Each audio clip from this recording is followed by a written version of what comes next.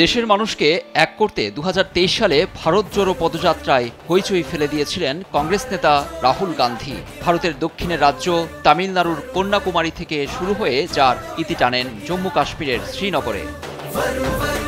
সেই পদযাত্রার সময় দেশের সীমান্ত ও সেনা নিয়ে এক বিস্ফোরক মন্তব্য করে চরম বিতর্কের জন্ম দেন। রাহুল দাবি করেন ভারতীয় ভূখণ্ডের 2000 কিলোমিটার দখল নিয়েছে প্রতিবেশী চীন। এই মন্তব্যের জন্য লোকসভার বিরোধী দলীয় নেতা রাহুলের বিরুদ্ধে মানহানি মামলা পর্যন্ত গড়িয়েছে। মামলার অভিযোগে সেনাবাহিনীকে নিয়ে অবমাননাকর মন্তব্য করেন রাহুল।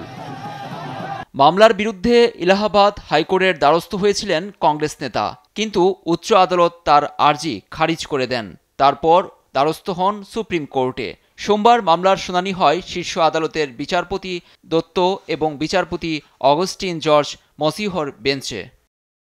শুনানিতে আদালত রাহুলকে বলেন, আপনি কি করে জানলেন ভারতের 2000 কিলোমিটার জমি চীন দখল নিয়েছে?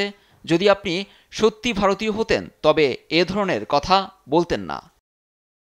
দুই বিচারপতির বেঞ্চের পর্যবেক্ষণ, লোকসভার বিরোধী দলীয় নেতা হিসেবে রাহুল এই বিষয়গুলো সংসদেই বলতে পারতেন, বড়ি ফাইন লাইন হ্যায়, কিন্তু তা না করে তিনি সামাজিক মাধ্যমে এ বিষয়ে মন্তব্য করেন। মামলায় স্থগিতাদেশ দিয়ে মামলাকারী এবং উত্তরপ্রদেশের সরকারকে নোটিশ দিয়েছে শীর্ষ আদালত।